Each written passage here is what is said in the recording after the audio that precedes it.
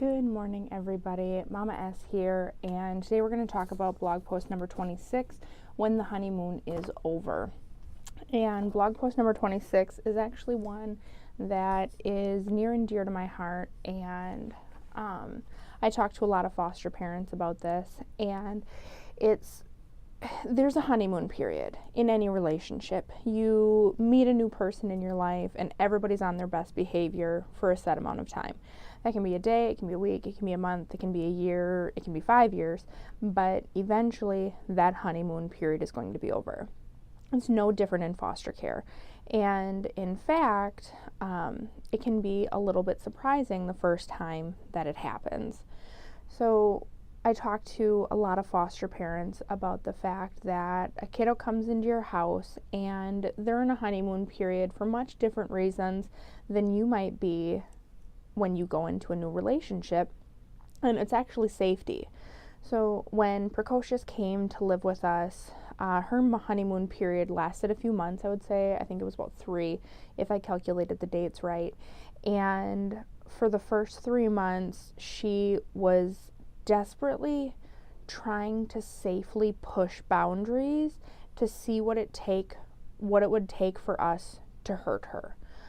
She wanted to know what it would take to make us throw things, what it would take to make us scream and holler, what it would take to physically hurt her, what it would take for us to physically hurt each other. And but she was doing it very safely, very cautiously. She even asked, like, well, if I do this, what will happen? And stuff like that. And we just kept setting boundaries and kept working with her over and over and over again. So after about 3 months, Mama A and I kind of looked at each other and we're like, yep, the honeymoon is over, and the other behaviors come out. Now, I will say, with her previous foster home, she really didn't have much of a honeymoon period. But it also has to do with how you parent kids and how they behave for how long that honeymoon period is going to last. But for us, she was a sweet kid. She, listened, no sass back, no nothing. For about the first 3 months, like I said, she kind of tested boundaries a little bit, but nothing too big. And then she was in school, and all of a sudden things kind of started to unravel. So her behaviors got a lot more extreme, and ultimately what we later identified is she holds everything together and she behaves, and then it all becomes too much, and then she explodes.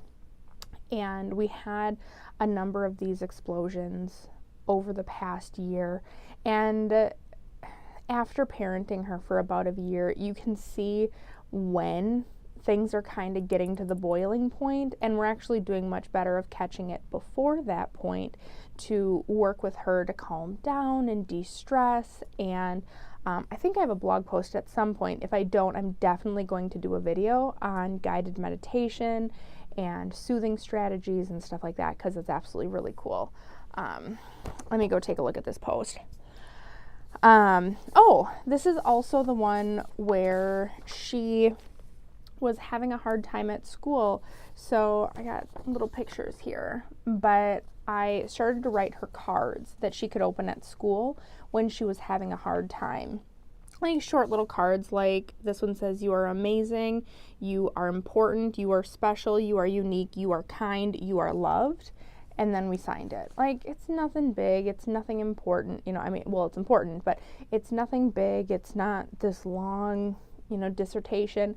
It's just short little bursts that she knows, oh, somebody loves me, somebody's thinking of me, this is kind of great. We only had to do it for a couple of months to kind of get her over the hump, and then things were okay.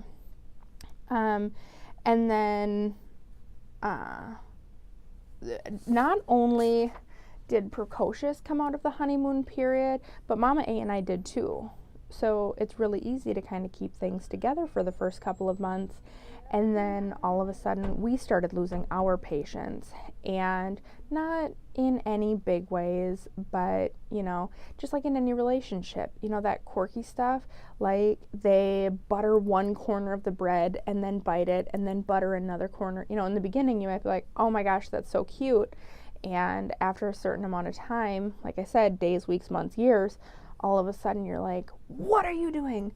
And we actually didn't even have that sort of reaction. It's just things became a little bit more frustrating, and we realized as a family that we needed to find ways to continue to grow and to continue to go. And one of the things that I put in this blog post is that Mama A did a great job of, I needed a break, because I am, in every relationship, there's always going to be a primary caregiver and a secondary caregiver. Even if you do 50-50, there's always primary and secondary. Like, that's just the nature of the world. And I'm primary caregiver in the evenings, and Mama A is primary caregiver in the mornings. So again, we're 50-50, but it's just who's primary at what time. And I was getting really burnt out in the evenings because the evenings are long and we've all had long days, and we were kind of dealing with stuff. So Mama A took P out while I could take a breather, take a relaxation, and we came back and kind of had some conversations about what we needed to do differently going forward. So it's really cool, but just know, when in any relationship, I don't care if you're meeting someone, dating somebody, marrying someone, starting a new job, or fostering, there's always going to be a honeymoon period. It's always going to end. And at that point, you just got to figure out what your new normal is and kind of go from there. So thank you very much for watching. If you're enjoying, please subscribe, and please share our videos as we're trying to increase our viewership. So thank you very much, and enjoy the rest of your day.